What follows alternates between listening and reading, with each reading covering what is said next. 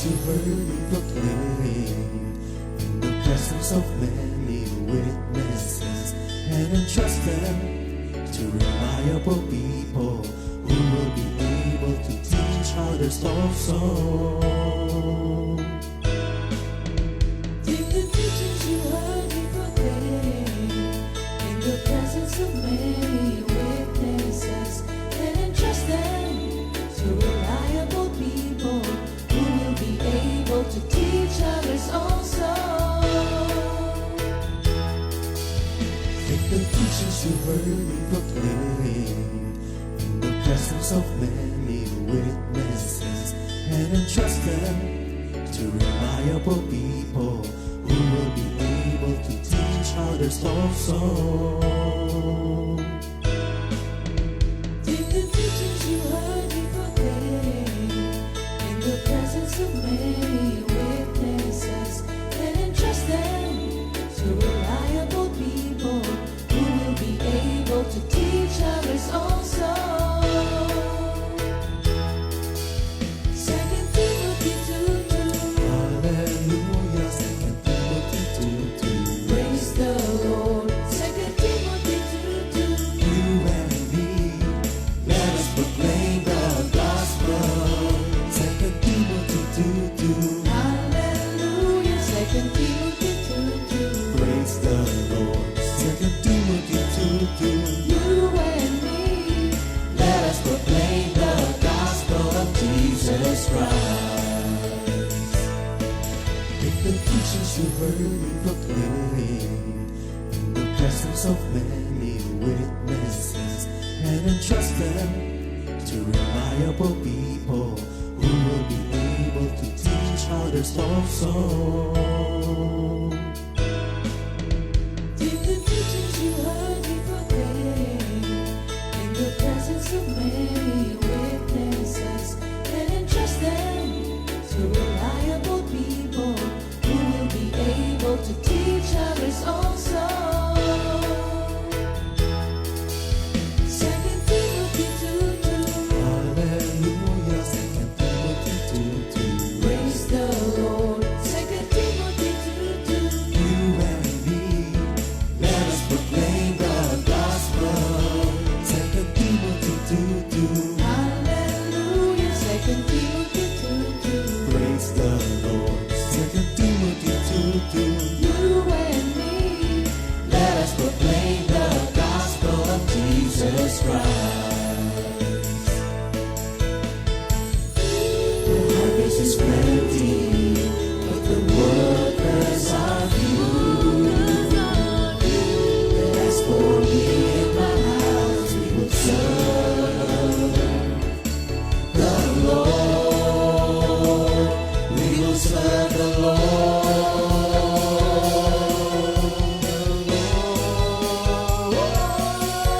2 Timothy 2:2. Hallelujah. 2 Timothy 2:2. Praise the Lord. 2 Timothy 2:2. You and me, let us proclaim the gospel. 2 Timothy 2:2. Hallelujah. 2 Timothy 2:2. Praise the Lord. 2 Timothy 2:2. You and me, Let us proclaim the gospel of Jesus Christ. 2 Timothy 2:2. Hallelujah. 2 Timothy 2:2. Praise the Lord. 2 Timothy 2:2. You and me, let us proclaim the gospel. 2 Timothy 2:2. Hallelujah. 2 Timothy 2:2. Praise the Lord. 2 Timothy 2:2. You and me, let us proclaim, live up His name, delighting the Lord for His goodness.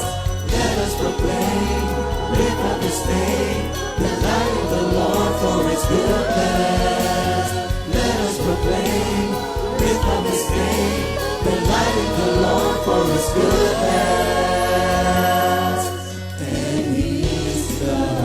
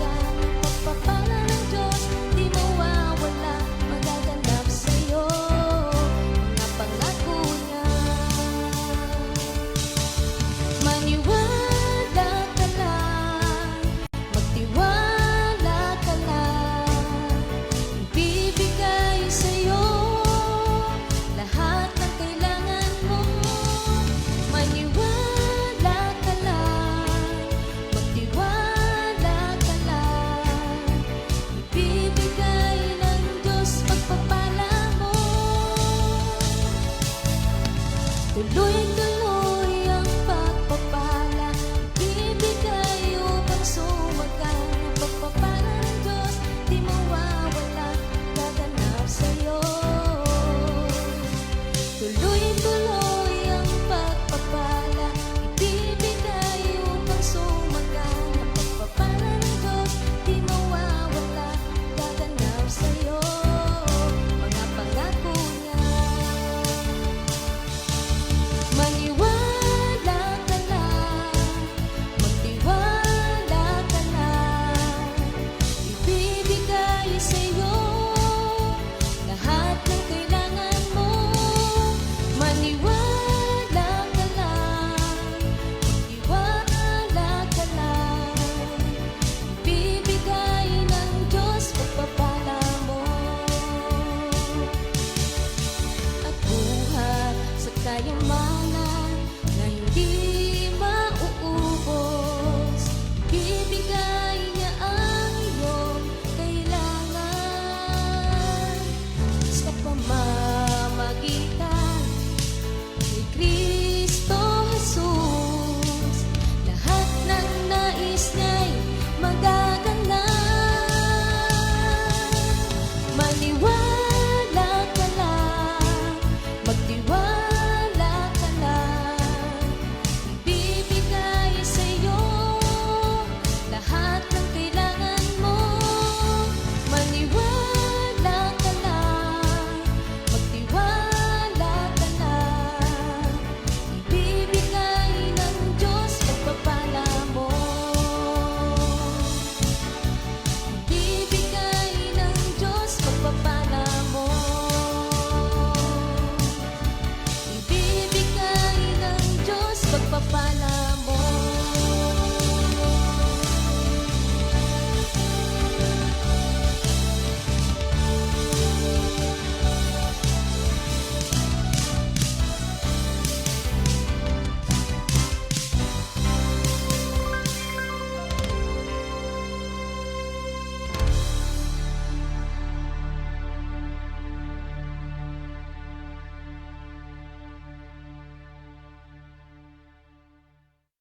Good morning, Jesus! Good morning, Comfy Family. Nako, ang aming pong pagbati na kahit belated dun sa ating anniversary ay thank you Lord sa isang masaya, masagana at banal na 43rd anniversary.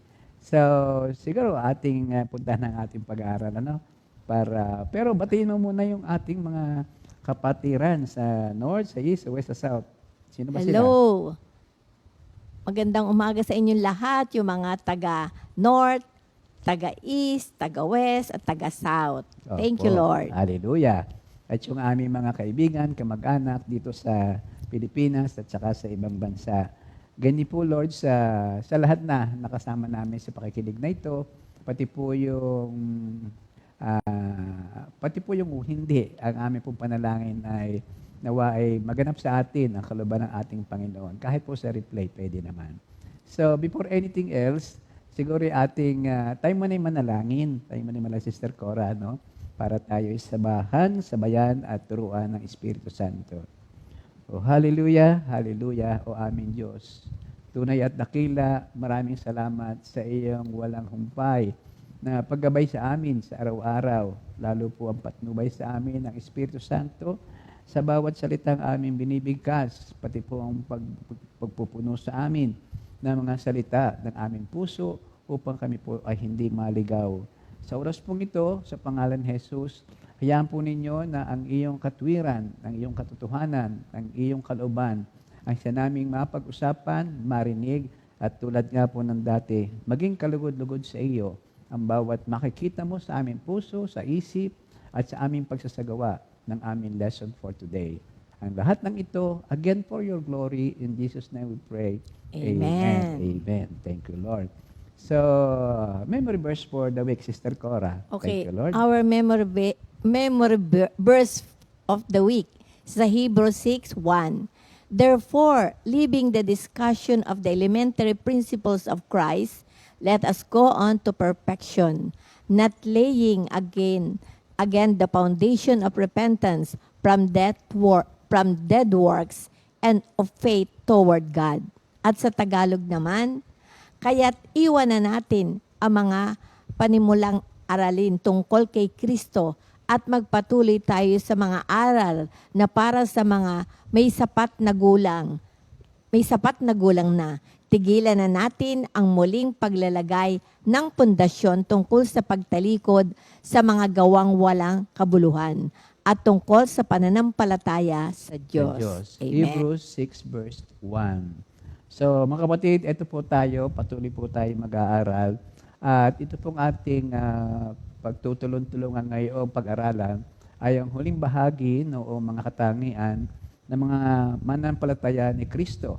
Mananampalataya ni Kristo at hango nga sa Psalms 96. Ang sabi dito ay ang mananampalataya ni Kristo, ito ay mga worshiping people, ito ay witnessing people, ito ay mga taong naghihintay at nagbabantay. At sa dakong ito ng ating pag-uusap, ito naman ng ating pag-uusapan yung application, yung pagbabantay ng bawat isa sa atin. So, ito po yung kukuhanin sa dalawang verses for today. Ang una ay doon sa Psalms 90 verse 12, ito yung sinulat ni Moses at ang sabi dito ay ganito. So, teach us to number our days that we may gain a heart of wisdom. Dahil ito'y buhay namin, maikli lang ang panahon. Itanim sa isip namin upang kami ay dumunong. Yun ang Psalms 90 verse 12. At kagapay din po nito, doon naman kay David sa Psalms 39 verse 4 to 8. Ang sabi niya sa English, show me, Lord, my life's end and the number of my days. Let me know how fleeting my life is. You have made my days a mere handbreadth. The span of my years is as nothing before you. Everyone is but a breath, even those who seem secure. Surely, everyone goes around like a mere phantom. In vain they rush about, heaping up wealth without knowing whose it will finally be. But now, Lord, what do I look for? My hope is in you. Save me from all my transgression. Do not make me the scorn of fools. Sa Tagalog naman, Yahweh, sana'y sabihin mo kung kailan mamamatay, kung gaanong katagal pa kaya ako mabubuhay. Ang damdam ko sa sarili, pinaikli mo ang buhay. Sa harap mo ang buhay ko'y parang walang kabuluhan. Ang buhay ng bawat tao ay parang hanging dumaraan. Ang buhay ng isang tao ay parang anino nga lamang at maging ang gawa niya ay wala ring kasaysayan. Hindi batid ang kukuha ng tinipon niyang yaman, kung ganoon, wala rin yung kasaysayan. Panginoon, nasaan ba ang pag-asa? Pag-asa ko'y nasa iyo, sa iyo ko nakikita. Kaya ngayon, iligtas mo, linisin mo sa aking kasalanan. Ang hangal ay huwag bayaan na ko ay pagtawanan. Ito po ang sa Psalms 39 verse 4 to 8, ang sinulat ni Haring David. At sa Psalms 90, 1 to 2, ang kay Moses naman po na isinulat. So again, magandang umaga, magandang tanghali, magandang gabi po sa ating lahat. Kami po nalulugod at kami ginamit na muli ng ating Panginoon upang makabahagi kayo, makasama kayo sa banal na pag-aaral na ito. So again, peace be with you all. Salamat po ng marami sa pagkakataong ito. Tulad ng dati, lagi po tayo may tinatawag na recap, yung pag-review ng ating mga nakuha na maiksi lang naman. Ito po ay kailangan para sa aking palagay kasi nga sabi ay ang pananampalataya is by hearing and hearing the Word of God para po ating matandaan at huwag agad makalimutan. Nung last time around, ang kasama ko po ay si Minister Ernie sa pag-aaral na ito at ang tinukoy natin ay yung the twin virtue of watching and waiting upon the Lord at ito'y ating itinapat doon sa mga tinatawag ni Minister Ernie na signpost at the end of times na matatagpuan naman sa Mark 13, 1 to 37. Pero ang sinasabi niya ay ganito, huwag magtuon sa mga ito, yung mga signpost. Mag-focus, magtuon ng tingin kay Jesus. Tulad ng ipinagawa ng Diyos kay Moses nung araw ng mga Israelita, ay binigyan ng kaparusahan dahil sa karireklamo, kamomormor, dumating yung mga makamandag na ahas. At ang sabi nga ng Diyos, upang gumaling yan, magawa ka ng tikling na mayroong bronze na snake na nakalagay doon at ang sino mang tumingin doon ay gagaling. So ito ho din ang tinutukoy nito mga nararanasan natin. Huwag yung mga signs. Ang ating pag-ukulan ng tuon, ng pansin, ng puso, diwa, ay ang Diyos na nagbigay sa atin ng mga pag-asang tulad ng ating mga natutunan na. Nang sa gayon, ay hindi tayo matakot at mawalan ng tiwala at pag-asa sa ating Diyos na sa atin ay nagmamahal. Kaya nga yung ating pag-aaral, yun po ngayon ay ang ibig sabihin ay this is now the practical application, personal application. Ano nga po ba yung ating tinukoy na mga parang slogan noon? Ang sabi natin ay stop, look, and listen. At ngayon naman, ang sabi dito ay I will stop at ang sabi natin ay Lord, teach us to number our days. So we stop and we ask the Lord to teach us to number our days so that we can wait, watch, and be ready for your second coming. Yung po ang kumbaga sanay tuloy-tuloy na ugnayan ng bawat isa. Narinig na po ba niyo yung kwento tungkol doon sa isang mag-anak? Mag-anak. Ito ay binubuo ng tatay, ng nanay, nung kanilang kaisa-isang anak, at kasama rin po yung kanyang biyanan. Sige po, palagay ko yung narinig na ng iba at salamat sa Diyos. So, sila'y namabangka. Nagliliwaliw sa dagat at ang tatay ang sumasagwan. Kung bakit naman, biglang naramdaman ng tatay na nabutas yung bangka. Mami, narinig mo kwentong ito? Yes. Yes? Okay. Ano nga ba nangyari doon? So, nabutas ang bangka, parang dumadami ang tubig doon. So malulunod na sila. So, malulunod sila. Merong isang pag-asa kasi may isang salbabida na nakita yung lalaki, yung tatay, sa kanyang tabihan. May isang salbabida. Ang tanong ay, kung ikaw yung tatay na yon, sino ang bibigyan mo ng salbabida at bakit? Kung ikaw, sister, ang tinanong ngayon, sino ang sasabihin mo sa akin, halimbawa akong tatay, na bigyan ng salbabida at pagkatapos ay, yon para may maligtas? Ay di mismo yung ama. Ayun, thank you Lord, so mahal mo pala ako. Oo, hindi kasi Oo, siya naman. lang ang talagang, kung siya ang maglilitas sa sarili niya, kaya niyang iligtas yung iba. Yun, Kaya sarili tama, muna. tama yun. Maganda yun. Doon po pagka tayo nakasakay sa aeroplano, siguro mapapansin nyo kung hindi man sinasabi ng mga stewardess doon ang tungkol sa paggamit ng oxygen mask, yung bang pagka may emergency, babagsak sa harapan mo yung mask para sa oxygen nang ikaw ay makahinga ng ayos. Ang sabi po doon ay, kung ikay may kasamang bata, huwag mo munang lalagyan yung bata. Ikaw muna ang magsuot. In the process, pag ikay ayos na, pwede mo nang lagyan yung iyong kasama, lalo nga kung bata, lalo nga kung sanggol. Ito rin ang sitwasyon dito sa ating napag-ukulan ng kwentong ito. Ano bang tawag sa ganong kwento? Para sa analogy, ano? So, nag-iisang salbabida, napakatama lamang, sanay buo ang isip. Na yung salbabidang yon, ikaw muna ang magsuot. Ikaw muna magsuot. Para sa ganon, pwede mo kagad, edi ikay maliligtas. Kagad, ay maaari ka mag-isip kung sino ang isusunod mong iligtas. God's willing, lahat sila'y pwede mong mailigtas. Baka naman hindi masyadong malayo sa pampan. Because you do what is, kumbaga sa practical, at ang Diyos manalangin ka lamang ay you will be still and know that the Lord is God. Amen. Amen. Amen. So yun po ang ating, kumbaga sa ay pinagkukuhanan nitong ating kwento na ito. Ganon din po ang salvation, mga kapatid. Ang bawat isa sa atin ay kinakailangang ikaw ay maligtas muna. Upang sa gayon, maakay mo ang iba na maligtas din.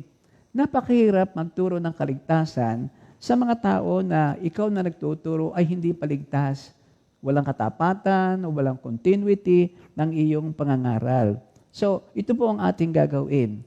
Watch, pray, and be ready.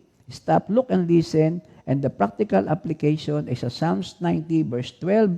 At ang sabi nga ay, ang ganang sabi, Lord, teach me to number my days. Siya ang gayon ang ating gagawin. Opo, gusto kong maligtas. Ano po ang aking gagawin? Ang sabi ng Spirit, humingi ka sa Diyos ng tulong at ituturo niya sa iyo kung ano ang gagawin. Purihin ang ating Panginoon. So, ano ngayon? So, sabi natin, yung unang salmo, yung unang verse, yun ay kay Moses. Nagsabi siya na, Lord, teach us to number our days.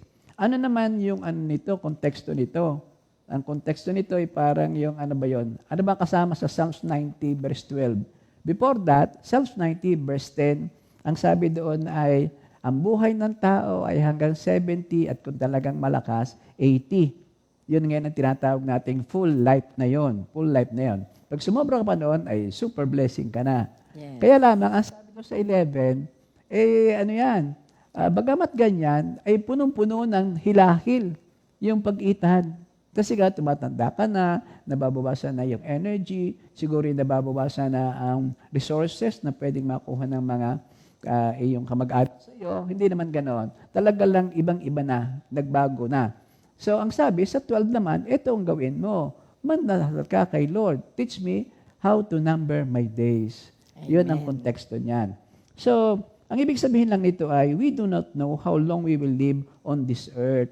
Kahit that is a full life of 70 to 80, ay mahirap pa rin. Ang napakaganda, isubmit palagi sa Lord ang iyong kinabukasan. So doon nga sa 10 to 12, it reminds us that we only have few years, even if we live a full life. Therefore, we ought to live each day as if it were your last. At yun naman talaga ang totoo, time will come, that day will be your last. Kung alin yun, kung kailan, ang Diyos ang nakakaalam.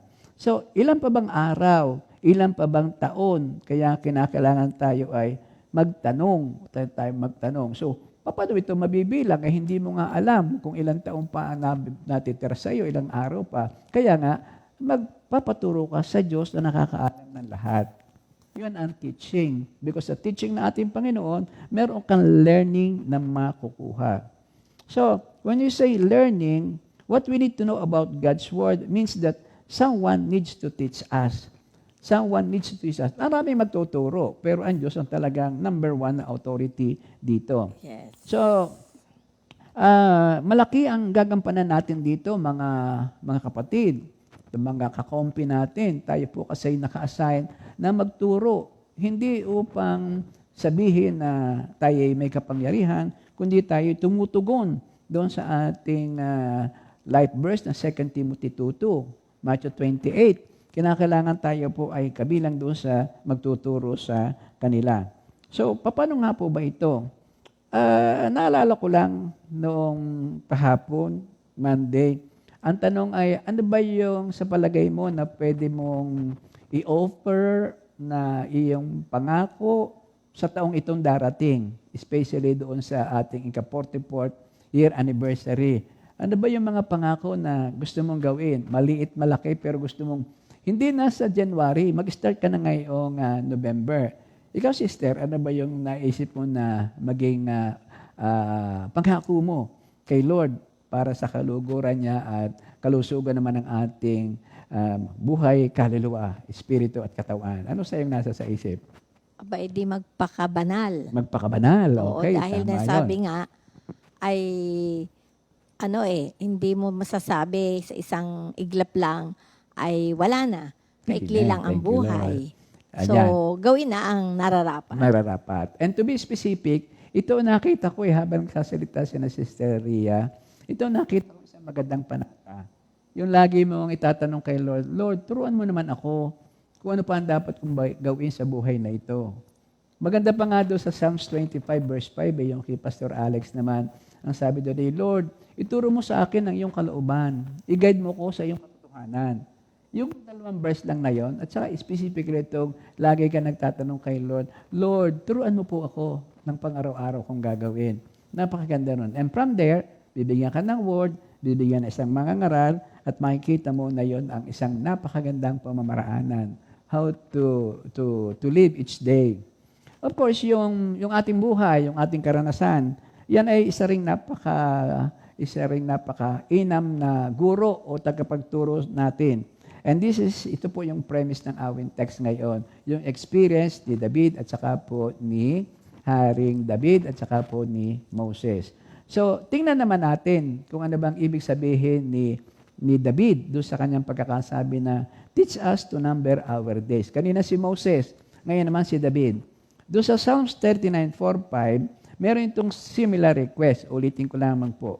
Lord, make me to know my end, and what is the measure of my days, that I may know how frail I am. Indeed, you have made my days as hand breadth, and my age is as nothing before you. Certainly, every man at his best state is but vapor. Sinabi doon sa 39, 4-5.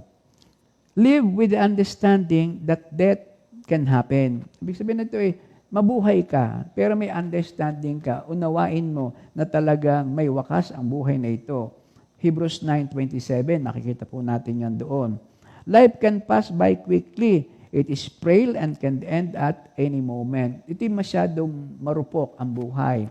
At any moment, split second, 1 month before, 1 year to go, yan ay mari. Pero napaka-split second pa rin yan. Yung James 4:14, it is just like a vapor, parang usok lang, na talagang biglang tumataas, bigla ring nawawala. Sa Job 14, verses 1-2, ang sabi doon ay, ang buhay ng tao ay maikli lamang, subalit punong-puno ng kahirapan. Tulad ng bulaklak na namumukadkad, nalalantat, nalalagas, parang aninong nagdaraan, naglalaho at napaparam. Lahat po naman yan ay may katotohanan. Yun naman ang ating alam sa buhay, naranasan natin, at kapiling dito ang ating mga mahal sa buhay.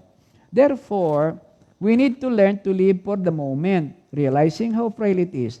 There are many who live as if they have all the time in the world and will live forever. That is foolishness. They drink, they dance, they eat, and they marry, for they know. Malayo pa naman, matagal pa, sabi ng kaaway. Yung prodigal son, ganun po ang nangyari doon. Kinuha na lahat ng kanyang mana at nagpakalayo-layo, nagpakawaldas-waldas, at of course, hindi yan magtatagal. Kahit pa ilang taon, kahit pa ilang ganung karami ang kayamanan mo, mauubos at mauubos din po yan. Salamat na lamang, nakarecover yung prodigal son. So, ang sabi pa rito sa atin live each day as if it were your last. Kasi nga, one day it will be your last. Therefore, we need to always be ready, as Moses has noted kanina. It is likely you will live a full life, but there is certainly no guarantee of this. No guarantee. Pag ikay naka-step in sa age 70, no guarantee na ikay mag-80. Thank you, Lord. Kami po dito sa Compi, kami mag-asawa, nasa 74, 75, going 76, and prayerfully, thankfully saying na, Lord, thank you, Lord, in Jesus' name. Yan din pa nga ang panalangin ng aming mga anak. Mahaba pa po ang buhay ng aming mga magulang para kami matagal ang pagsasama-sama. Wala pa rin katiyakan, pero si Lord, meron siyang nakatalaga na. Kung ano man yun, di thank you, Lord, sapagkat nagagamit habang kami ay malakas pa. Sabi po doon sa, ano ba nangyayari dito? Ang sabi doon sa, marami ng strategies every day. Kumbaga sa and most of us have had experience that we are totally unprepared. Yung mga bahana yan, yung mga lindol na yan. Young people, those of middle age and every other age, this is the only way you can be ready when it happens. Kailangan ikay maghanda when it happens, not now. Katulad nga noong, nakapako sa krus katabi ni Kristo, last 3 seconds, baka wala kang pagkakataong katulad nun Baka hindi mo na maisip. Kaya dito na. Sabi nga natin ito sana ang i-consider mong purgatory para every now and then nagpapalinis ka. So thank you, Lord. Sa mga ngaral, doon po sa Ecclesiastes 7, verses 2-4, ang sabi doon ni Haring Solomon, mas mabuting pumunta sa bahay ng namatayan kaysa bahay ng may handaan, pagkat dapat alalahanin ng buhay na siya man ay nakatakdaring mamatay. Ang kalungkutan ay mas mabuti kaysa katuwaan, pagkat maaaring malungkot ang mukha, ngunit masaya ang kalooban. Mangmang ang isang taong nag-iisip ng kasayahan, ngunit matalino ang isang taong naghahanda para sa kanyang kamatayan.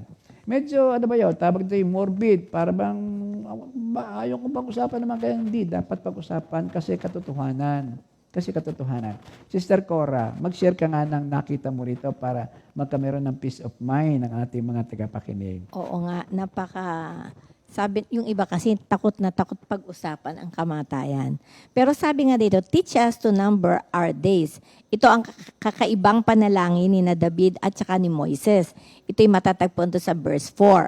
Show me, Lord, my lives and number of my days. Let me know how fleeting my life is. Ang title ko sana dito ay yung time management, pero nang muli kong basahin at pag-aralan, mas tama pala yung life management. Involved dito ang mga sumusunod. Una, ang katiyakan ng kamatayan, the certainty of death. Sabi dito sa a Jewish proverb says, every man knows he will die, but no one wants to believe it. Nothing is so certain as death, and nothing is so uncertain as the hour of death. So tiyak lahat tayo'y mamamatay. Pero ang hindi tiyak ay kung kailan. Thank you, Lord. Masigit itong tiyak kaysa pagtama daw sa loto. Sabi nila, sa loto, ang chances ay 1 is to 4 million. Sa kamatayan, 1:1. Wow. Ito naman ang taya natin, or meaning, ito na ang paghahandaan natin. Sa Hebrews 9:27, and as it is appointed unto men once to die, but after this, the judgment. So, itinakda sa mga tao na minsan lamang mamamatay at pagkatapos ay ang paghuhukom. Sa Job 40 naman, verse 5, a person's day are determined. You have decreed the number of his months and have set limits he cannot exceed. Sa simula pa itinakda na ang kanyang araw at bilang na rin ang kanyang mga buwan. Nilagyan mo na siya ng hangganan na hindi niya kayang lampasan. So, ito yung una. Ngayon yung pangalawa naman, kahalagahan na harapin ang kamatayan, yung value of confronting death. Marami ang takot dito. Sa kabilang dako naman noon, sabi ni David and Moises both realized that the more we confront our impending death, the more likely we are to use our lives wisely. So magiging matalino ka pag gayan. Anyway, hindi mo rin naman maiiwasan. This life is a period of probation and preparation. Pansamantala kaya dapat maghanda. After which there will be an eternity of recompense and retribution. Wala nang magagawa upang baguhin or bawiin. So kapag ang tingin natin dito ay a thing at a distance, we are tempted to delay the necessary preparations for it. Sabi nga, matagal pa. But when we consider how short life is, we begin to concern ourselves with our life's goal and achievements. So pag alam mo sa isang kisapmita lang, mawawala na. So yon. To the godless, death is the end of all joys, yung earthly joys. While to a godly person, it's the end of all griefs. So wala nang happy, sabi. So sa Revelation 21 verse 4, and God shall wipe away all tears from their eyes, and there shall be no more death, neither sorrow, nor crying, neither shall there be any more pain, for the former things are passed away. Revelation, ano yun? Revelation 2:21 verse 4. At ang pangatlo naman ay yung para sa tunay na believers of Christ. Yung wala tayong dapat ikatakot dito. Sa kamatayan, we all cross from one territory to another. But those who have established a personal relationship with Jesus will have no trouble with their visas. Sabi yung parang ambassadors visa. Sa 2 Corinthians 5:20, we are ambassadors of Christ. Their representative is already there, preparing for their arrival. Their entrance is incontestable as citizens of heaven. Sa Philippians 3:20-21. Our names are written in the book of life na iniingatan ng ating Panginoon. So, yung reflecting, sabi ng iba, parang nalulunod ka na makita mong kamay ni Lord ang humahawak sa iyo. Parang galing sa malayong paglalakbay. Malakas ang ulan, Tapos ito na, nasa pintuan na ikaw ng bahay. So naranasan na ninyo iyon. Halimbawa, galing ka sa trabaho, tapos ang lakas ng ulan, ang hirap bago ka nakakuha ng sasakyan. Yan, maraming experience tayong gayan. Pagdating mo mamaya-maya, nakita mo, naroon ka na sa harapan ng inyong bahay. So, papasalamat ka sa Diyos. Nakita mo na ang sarili mo na nasa pintuan ka na ng inyong tahanan. So, tuwan-tuwa ka na. Dahil marian, mamaya biglang pag binakson mo yung pinto, yung pala, babatiin ka ng asawa mo ng happy birthday o bibigyan ka ng toalya ng iyong mga anak, ng sleepers, gayaan ang iyong maranasan. Wow, parang ganoon ang higit pa para ka nang nasa langit, di ba? Amen. Anong ligaya mo Oo, pagka sister. gaya na mararanasan mo? Interrupt lang ko saglit ha. Yung nabanggit mo na tayo pala may ambassador's visa.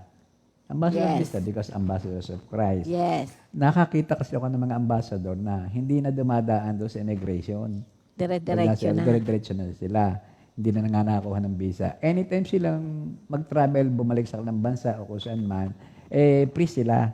So, ganun pala tayo ka-free because we are Oo. citizens of heaven. Parang we will go back to our homeland, kaya wala na tayong visa na hinihingi.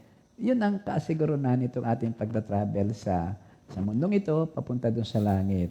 Akin natutuwa Oo. doon sa na-share mo na yan. Yung ha? mga, siyempre yung mga halimbawang yun inakakato, parang talagang nararamdaman mo na yung langit. At Pagka yun na- naman itotoo ha, hindi yun napasabi lang magandang sabihin. Yun ang talagang mangyayari at dapat tayo ay maunawaan natin yan. At aangkinin natin. Yes. By the way, ako pala hingi ng kaunting pasensya. Nung ako'y nagdidipa na ganyan, naalala ko nung last Tuesday, nung kaming dalawa na Minister Ernie, mahilig kasi ako magdidipa. Ito yung buhay na to, tapos ganito, tapos ganon. Alam mo, nang reviewin ko yung ating mag-replay ako do sa yung episode na yon. Nakita ko, akin palang sinanggahan ang mukha ni Brother Ernie. Yan nasasanggahan kita. Kaya ko, sister, ipaalalahan mo, huwag kang magdidipa. Amen. Dapat ganun pala. So, sorry, Minister Ernie. Sorry doon sa mga nakasama ko na naepektuhan ng aking pagdidipa. So, yun po ay unintentional. Ibig ko lang i-emphasize yung mga dimension at direction. Thank you, Lord. O, sige, tuloy ka na uli. Okay. Parang nawala ako. Hindi, Kasi, in Jesus' name. okay, ang sunod naman yung maikli at marupok, yung shortness of life. Sabi dito, you have made my days mere handbreadth. The span of my years is a nothing before you. Everyone is but a breath. Even those who seem secure. Ang damdam ko sa sarili, pinaikli mo ang buhay. Sa harap mo ang buhay ko'y parang walang kabuluhan. Ang buhay ng bawat tao ay parang hanging dumaraan. Wow. So meron dito yung ilang masasabi ako dito. Una, yung marupok. Sabi dito yung frailty of life. Marupok. Alam ba niyo yung marupok? Di ba kalimitan yung mga mga Bubog. Oo, Glass. yung mga sa pag-ibig, sabi marupok ang pag-ibig mo, di ba? Iba naman yun. Oo. O yun na ko. Tama rin. Alam ba ninyo na ang average lifespan ng mga Pilipino ayon sa 2022 survey ay yung 71 ang sa lalaki, ang mga babae may 78 lamang ang lifespan. Bakit kaya? Bakit kaya yun? Sabi nga dito, Bakit mas mahaba ang buhay nyo kaysa sa amin? ay siguro guwanang kami ay maingat sa aming sarili. Doon na natin puntahan. At ang mga lalaki Mas maraming tama ka. bisyo kasi eh. Yung iba, maraming Yes. bisyo. Thank you, Lord. Sabi nga dito, yung marami dito na sabi nga yung worldwide, yung 67 sa US, at yung iba naman ay 70 years sa 77. Pahaba pala ang sa Japan. Mahaba sa Oo, Japan. at sa Monaco, Monaco. ayun ang Monaco pinakamahaba. ba yan? Oo, mas Alam mo mahaba kung pa kaysa bakit? Japan. Kasi Bakit? yung lifestyle nila Okay. doon yata. Oo, At iba. saka yung environment nila. Environment. Napaka-fresh, pati pagkain. Yes. Oo. But Ang sunod still, dito, naka-frail, napaka-rupok. yes, marupok pa rin. Mawawala rin, So 18 times a minute, you must breathe. 25,920 at times a day. Kapag hindi, in 3 minutes, mamamatay ang tao. Yung pala yun. Yung Si- hinga mo, oo. 12 hanggang 44, ano? Hanggang 14. Alin? How Yung many times per 18, minute? 18 times a minute. 18 per minute. Oo. Mabilang nga. Oo. Tapos sino man, mayaman o mahirap, pares lang tayo. Isang hininga lang ang layo ng bawat isa sa kamatayan. Laging may tig-isang huling hininga. Di ba? Okay. So talagang That's one thing sure. Okay. Oo. Sabi nga ni David, you have made my days is as a handbreadth. Ibig sabihin, kung susukatin natin ang ating hininga gamit ang ating mga kamay, daliri, 4 na daliri lang ang layo. Gamit to measure distance between 2.5 to 4 inches nung panahon yon, kung minsan, 1 dangkal. Wow. Yun ang kailan daw, pag-measure ng maliliit na measurement is by the finger. Yes. Halimbawa, di ba pag nagluluto kayo ng kanin, bale, ang sabi niyo, ilang Ginaganon. tubig? Ilang tubig? Inaano doon lang. Ganong karami? 2 guhit lang. Oo. Something like that. Noon daw kailan, ito ang mini-measure. 4, pagka maliit ang kamay mo, 2.5, 2. Pag malaki, hanggang nakaka 4 inches. Yes. Pero yung iba naman, yung dinadangkal, ilang dangkal yan. Yes, so ito pinahihiwatig talaga yung kaiklian ng Kaiklian ng buhay. buhay, oo. Hindi pa Oo, kasi mahilig tayo alam niyo yung mga magsukat-sukat, pero basta ibig sabihin nun, maikli ang buhay natin. Hindi pa kayang punuin ng yung daliri sa Yes, kaisian. yes. Okay. Ang sunod naman yung value of time. Okay. Ito, yung value of time. Para makita natin ang kahalagahan ng oras, tingnan natin ang mga sumusunod. Una, to realize the value of 1 year as a student who failed a grade, babalik uli siya sa 1 taon para doon sa subject na binaksakan niya. Okay, Imagine? okay. Kaya napakahalaga nating yung time. To realize the value of 1 month as a mother who gave birth to a premature baby, kulang or sobra. Sa buwan. Extra prayer talaga ito, extra care. May kahirapan ang pag-aalaga sa bata. Not certain pa kung anong epekto ng paglaki. To realize the value of 1 hour. Tanungin natin ang ikakasal na lalaki na sa 1 oras na nag-iintay sa bride sa simbahan. Ano kayang nangyari? Darating kaya yon? So, yun ang mga katanungan. So, to realize the value of 1 minute as a person who miss his flight. Si pastor nga na late nang dating, naalala ko noon sa nag-outreach sa Bicol. Noon, ko daw buhay pa noon si Pastor Tony. Tony. Oo. Imagine, na late lang siya. Pagdating niya, sinasara na ang pintuan ng airplane. So, napakahalaga talaga ng ang value Pero ng may time. yan ang tawag naman meron divine delay. Yes, Kasi meron because din of divine that, delay. tumawag ako kay na Pastor Tony. Ako sa akin, balikan niyo ako. Ako sasabay na sa inyo. Pag prayer meeting pa kami yung buong gabi na yon. Tapos Yes. hindi na ako sumabay nung pauwi. Pag na kay Lord ka, talagang divine delay Oo, yun. lagi na. Oo. Ano Pero na, pag kahit wala ka delay. kay Lord, di ba, maiinis ka? Parang ako'y, Yes. ang tawag ko, ako'y kinukonsensya. Iiwanan mo ang mga taong yan, samantalang ikaw ay Yan. kaya pinapunta riyan, meron ka pang hindi ibang napuntahan. Okay. O yun, value of 1 minute. To realize the value of 1 second naman as a person who just avoided an accident, split seconds. Kung napaano o napahuli-huli lang, yun lagi ang mga tanong natin sa disgrasya. Nung last week tayo, di ba sabi ko Oo. sa iyo, kayo nagko-confess, split second lang kami mga kapatid, salamat sa Diyos, kami ginabayan. Hindi mo namalayan, yung palang kalye, pakipot na pakipot kasi may ginagawa. Ngayon, mayroon naman sa katabi ko na isang trailer na okay lang naman. Ay in the process, ako yung nagdidire-diretso, hindi ko alam nakikipot. Dito naman si truck, dire-diretso din siya. So, split second, ang decision ko is, tapakan si linyador, bilisan, pero split second, kita ko sa side mirror yung nipis nung ano ko dun Yes. Pero ang lesson doon ay dahan-dahan lang. Dahan-dahan lang. Dahan-dahan lang. So to realize the value of 1 millisecond as the person who won a silver medal in Olympics. Kayong pala yun. So let us Point lang value yan, our time. Yes, It is a yes. gift from God. Yeah. Sabi nga ni Pastor ni Kuya Nanding, Kaya nga ang tawag diyan present, hindi past tense. Present. Hindi yung regalo, yung present time. Yan na nga. Ang sabi ni Pastor Yan. Nanding doon, sabi sa amin, Bartolome, yung kapatid ni Pastor Alex, sabi, you Kuya must Nandi. treasure yung araw na ito, today. Yes. Kaya ito tinawag na present, hindi past tense. Kasi ang present ay regalo. Regalo. So ito yung regalo ng Diyos sa atin. Medyo, Amen. okay, natutuwa sa ganun. So yun, ano na lang. Thank you Lord. Ako naman. So, ikaw na magtuloy. Sige. So, salamat sa Diyos. Kung yung mapapansin din, yung awitin natin na nais ko, yun ay kung mapapansin nyo, ay parang umaakyat yung time Escalating. element na sinasabi Oo. doon. Sa bawat sandali, second, Second. sa bawat oras, hour, sa bawat araw, day, yun ang kinakailangan din natin huwag sayangin ang ating oras. Habang Habang tayo nag-iintay. naghintay sa ating Panginoon. Sa bawat sandali, sa bawat oras, sa bawat araw. So, yun po mga kapatid, napakahalaga. Bawat sandali, dapat may maparecord na ikaw pala ay nagpuri sa ating Panginoon Diyos. So, ano tayo? Break muna tayo para mabigyan natin naman ng daan yung ating mga may birthday. Thank you, Lord. Sister Cora, ikaw na uli. Ang may Muli na yung- birthday ay Sister Eileen Simulata ng Bulacan. Sister Myrna Ceremonia.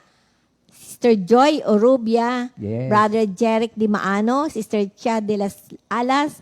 Brother Julian Baez. Yes, that is for November 5, 2024. Again, happy birthday, Sister Eileen Simulata of Bulacan, Sister Myrna Ceremonia, Sister Joy Orubia, anak ni Sister Tere, Brother Jeric Di Maano, Sister Cha de las Alas, at si Brother Julian Baez. Happy birthday po sa inyong Happy lahat, birthday. mga kapatid.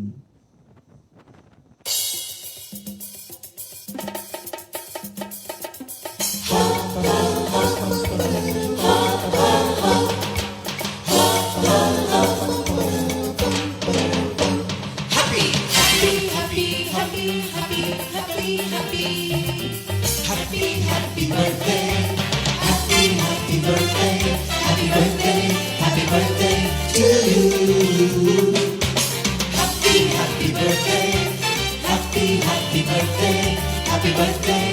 Happy birthday to you. Happy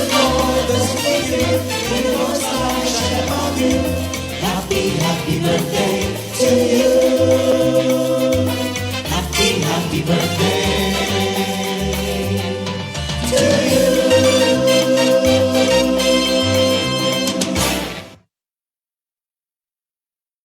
Happy birthday and enjoy your day. Thank you, Lord. Thank you. Hallelujah. Siguro, pwede na tayong magtuloy-tuloy, ano? Mamaya Yes. na lang yung iba sa katapusan ng ating pag-lesson. So, mga kapatid, ito po tayo. At kung mapapansin po natin, ang buhay talagang, there is an irony in our buhay. At ito po yung parang may illusion of permanence. Para bagang ang iniisip mo, permanent ito eh. Hindi mo siya mapapansin na ang bilis-bilis pala. Ito yun naman ang greatest tragedy of life. Kapag ka inisip mo na permanent din ako dito sa tayong ito, wala. Yan ang tragedy ng buhay mo. So again, money does not buy happiness. Sabi natin, ang mamahaling kutsyon, hindi nakakabili ng tulong. At ito nga, yung money cannot buy happiness. Only God can give you that happiness. So paulit-ulit natin itong naririnig, pero yun ang katotohanan. Kaya nga sabi dito, material things do not bring fulfillment. So tingnan natin, yung looks natin do not last. Pogi ka ngayon, pamaya-maya lang, mga 70, 75, may hitsura pa rin, pero kakaiba na. Maganda ka ngayon, ay manatiling maganda. At hanggang langit, yun ang talagang tayo maganda na doon sa glorious body natin. Wala nang mga Wala na doon may kulubot. kulubot. Wala nang nakasimangot. Thank you, Lord. Pati ang ating social status na ipinagmamalaki ng marami, mawawala ng meaning. At ito ding ating fame, itong kasikatan natin, mabibigam hollow. Magiging walang kabuluhan. Walang ibig sabihin. So, the irony of life is that most people spend all their life chasing these things, but love is the only real thing in life. Sa 1 Corinthians 13:13, itong tatlong ito lamang ang magtatagal. Ito yung faith, hope, at saka love. But the most and the greatest is love. Thank you, Lord. So, marami halos, alam natin, kami noon, ay halos hindi na nagpapahinga. At gabi na akong umuwi, at gabi pa rin kung umalis. At ang mga bata nga, ay di, daron lang muna sila sa mga yaya. Mali yun, at salamat kami ay agad ay ginising ng Lord. We stop, look, and listen, and then we obey. So let us focus on Jesus Christ. Tulad nung dating sinasabi natin, do not focus on the signs of time.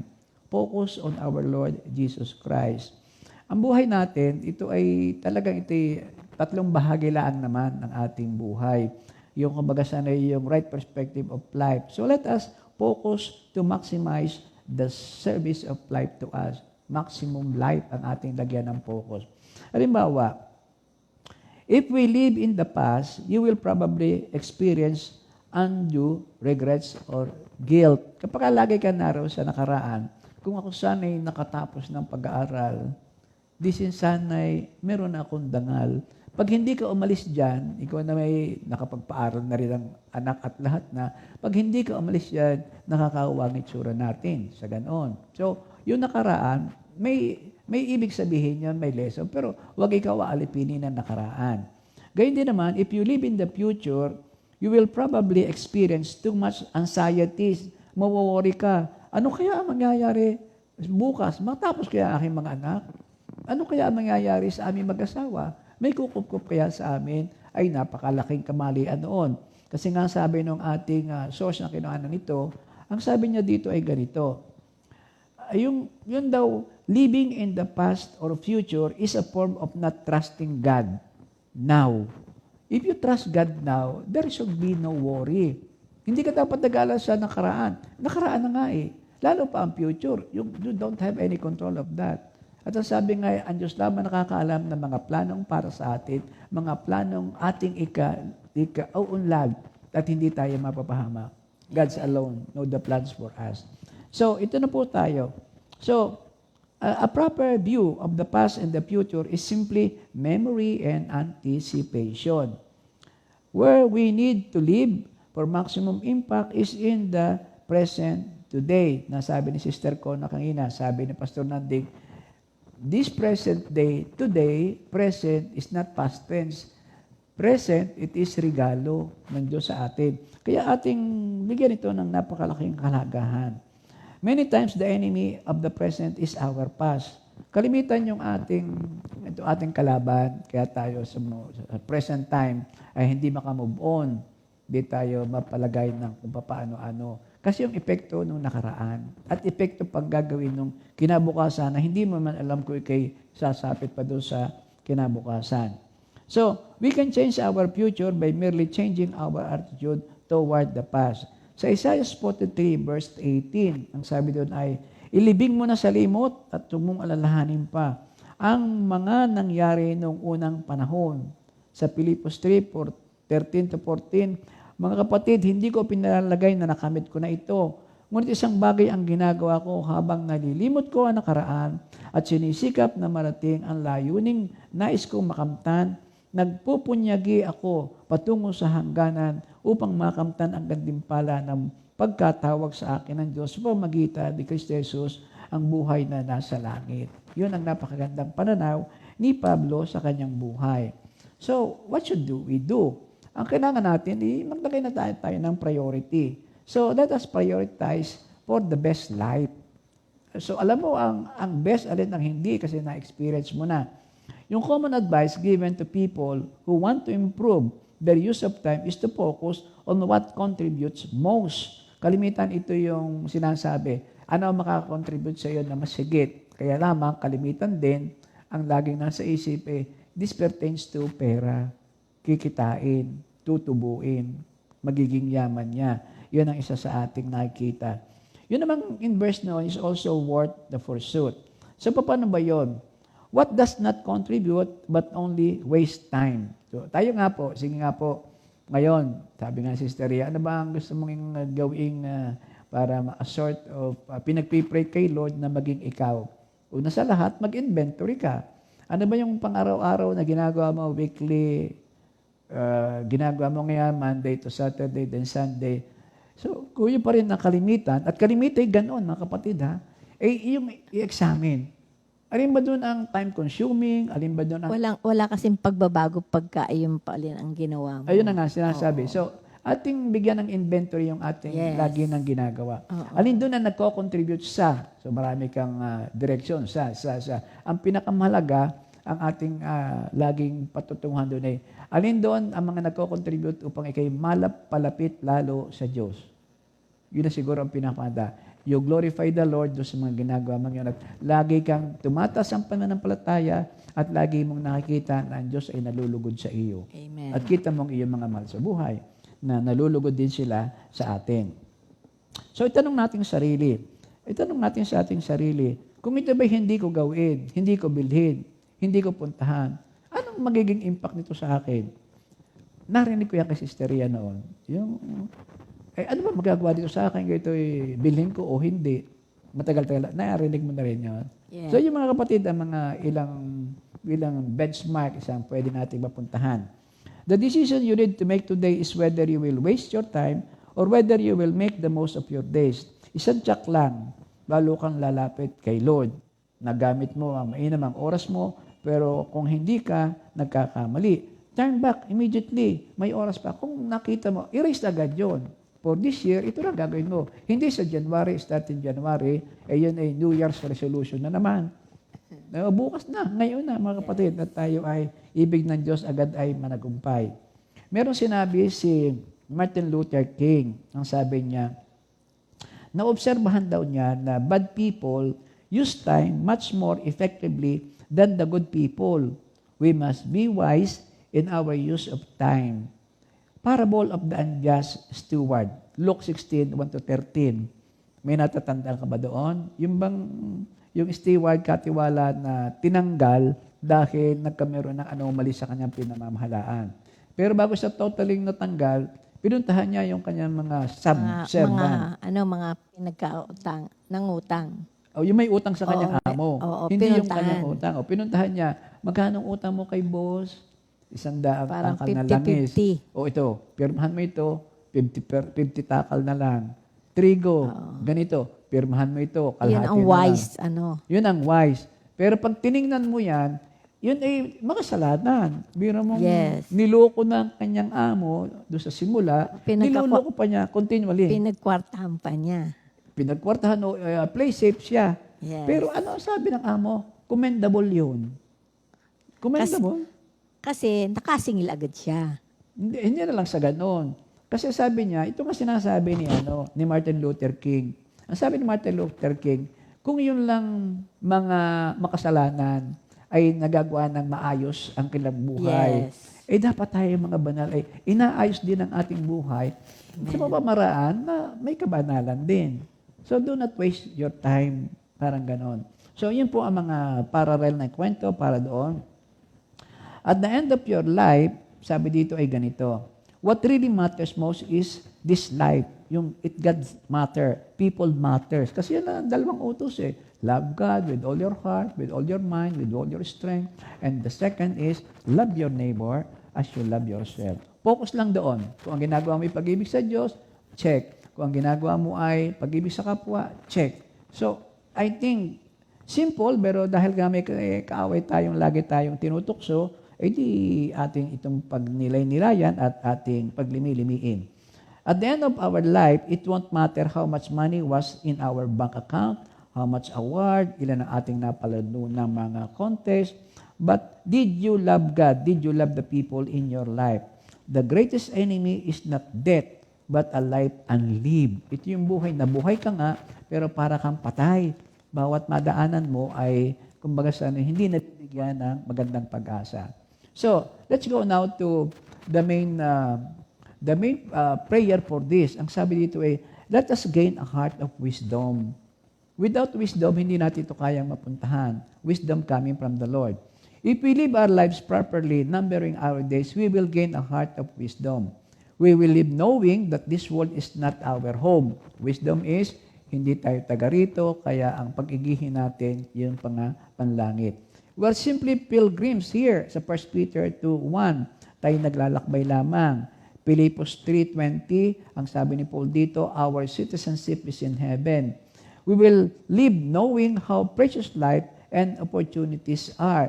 Sa Ephesians 5:15-16. Ephesians 5:15-16, pakibasa po kayo nito. We will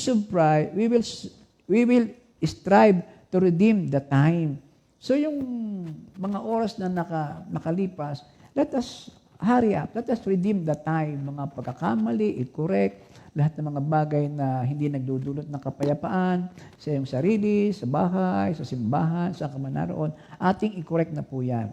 We will live realizing that one time is past. Kasabay na ang mga opportunities that go with it. They cannot be brought back. Ang buhay ay talagang lilipas. Pati ng opportunity, pati na ikay mapalapit kay Lord, mapalapit sa iyong mag-anak.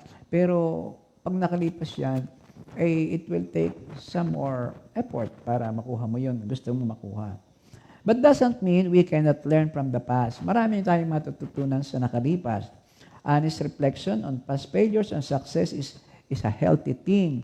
Maging honest ka lamang sa iyong pag-review ng iyong nakaraan, but only if we learn from it, kung matututo tayo doon. Sa 1 Timothy 1:12-13, ang sabi ni Paul dito, he recounted his past. Mismong si Paul ang nagsabi, recount your past. Sa Psalms 37:25-26, I had been young and now I am old, yet I have not seen the righteous forsaken, nor his descendant begging bread. He is ever merciful and lends, and his descendants are blessed. Tingnan nga natin ang kapaligiran, kung sino yung matanda na ay nakatayo pa, graciously fading away. Yun ang mga nakilod. So, sa totoo lang, ang nakalipas ang nagpapaalaala sa atin na dapat iwasan o na dapat ipagpatuloy. So help us number our days. Ang totoo lang po, sharing play namin. Kung yung nakalipas ay hindi kami binigyan ng stop, look, and listen, baka po hanggang ngayon kami ay go, go, go, pero nagdi-drip sa pananampalataya. So thank you po, Lord, sa lahat ng ito. Yun ang mga special lesson na ating nakikita. Ang isa ko pang lesson na 200 ay, you cannot serve two masters. Kaya po yung i-identify po na kanino ka kay Lord. Kanino ka sa hanap buhay. Wala kang mararating na malayo. At actually, hanggang dito ko nga lamang sa mundong ito kung tayo nga ay magpapabaya sa ating spirituality at yung relasyon natin kay Lord. So wisdom can also teach us what things are the most important in life and help us to make the right choices concerning these things. Sa Matthew 23:27-39, ano ba pinaka-importante? Ang sabi ni God, love your neighbor. So if you just focus on it, huwag nang pakakahirapan. Kasi nga daw, ano ba sabi ng isang mangangaral? 10 Commandments, nahihirapan ng tao. So ang ginawa ni Lord, 1-4, love God with all your heart, with all your mind, with all your strength. At ang ginawa niya, 6-10, love your neighbor. And your nearest neighbor is your parents, your family. Kaya kung sa palagay mo, pag-ibig sa Diyos ang ginagawa mo, edi ituloy mo. Kung pag-ibig sa kapwa, especially the family, papunta doon sa Judea, hanggang sa Maria, edi ituloy mo, kapakipakinabang yan sa atin. So, sa Philippians 3:7-11, ngunit dahil kay Kristo, mga bagay na pinahalgan ko noon ay tinuturing kong walang kabuluhan ngayon. Oo, itinuturing kong walang kabuluhan ang lahat ng bagay bilang kapatid na lalong mahalaga ang pagkakilala kay Kristo Jesus na aking Panginoon. Ang tanging hangarin ko ngayon ay lubusang makilala sa Kristo, maranasan ang kapangyarihan ng kanyang muling pagkabuhay, makibahagi sa kanyang paghihirap, at maging katulad niya sa kanyang kamatayan. Umaasa ako man ay muling bubuhayin mula sa kamatayan. Thank you, Lord. So, ito yung nakita ni Pablo na dapat niyang gawin. Sa Psalms 27 verse 4, one thing I have desired of the Lord, that I will seek, that I may dwell in the house of the Lord all the days of my life, to behold the beauty of the Lord and to inquire in His temple. Nako, Brother Arnold, kantahin mo nga ito ha pag idadala natin. So wisdom will teach us to prioritize. Yan na nga.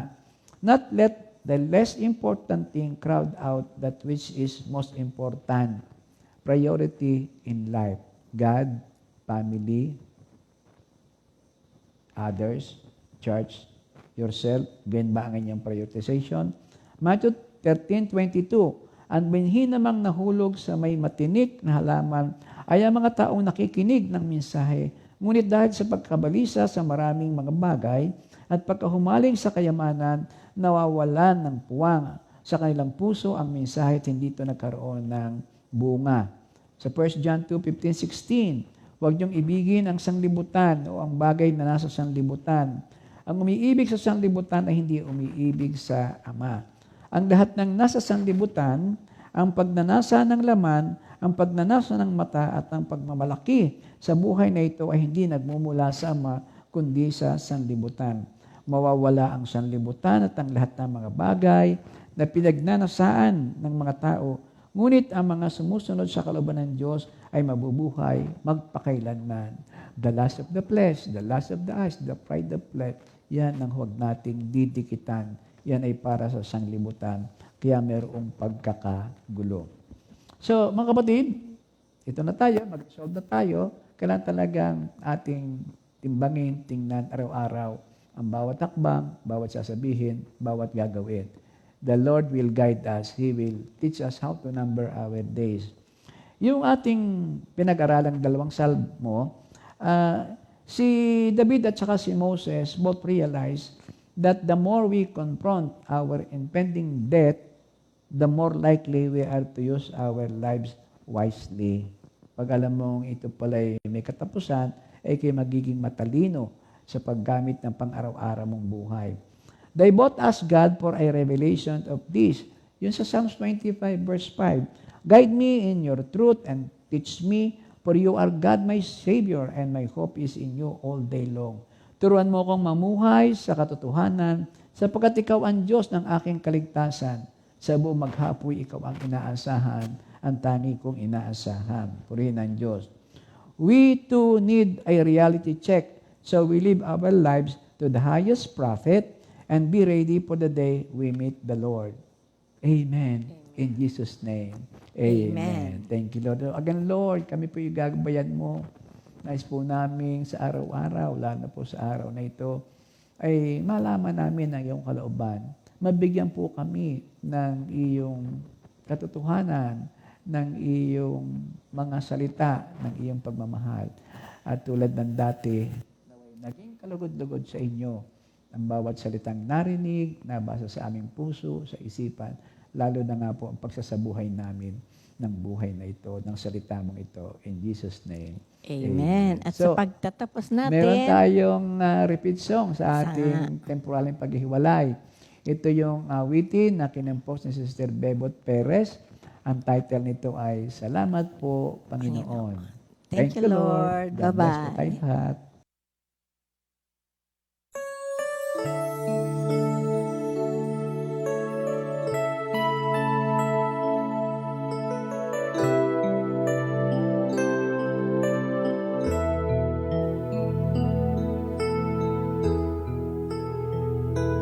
Salamat po, Panginoon, sa bagong buhay ko ngayon.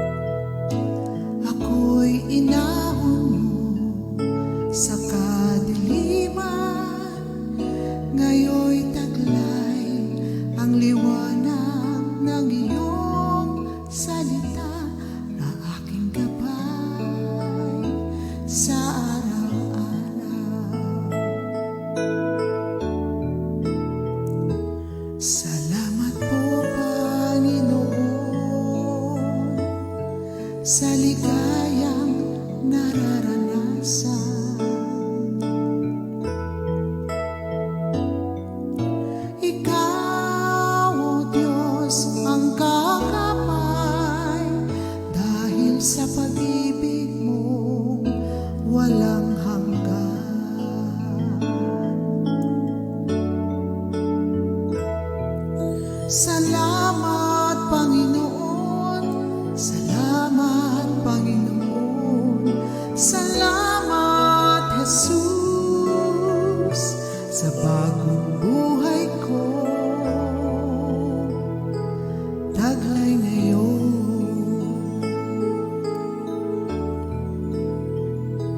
Salamat po, Panginoon, sa bagong buhay ko ngayon.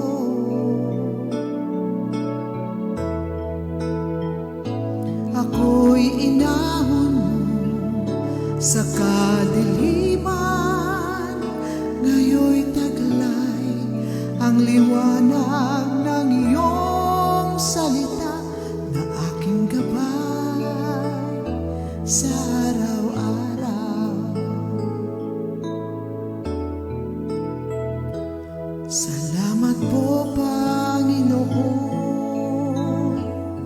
sa ligayang nararanasan. Ikaw, O Diyos, ang kakapay, dahil sa pag-ibig mo walang hanggan.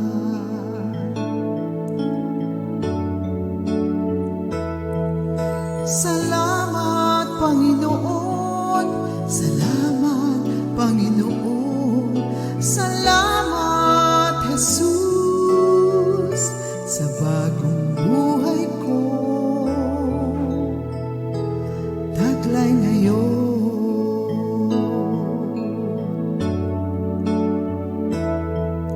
Salamat, Panginoon.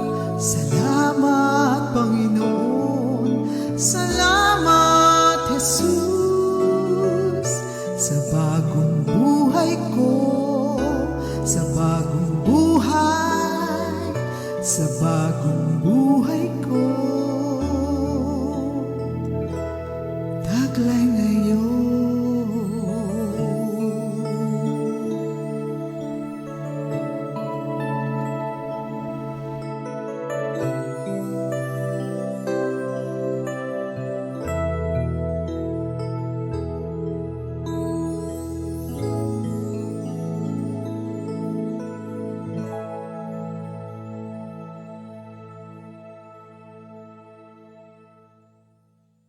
Second Timothy 2:2.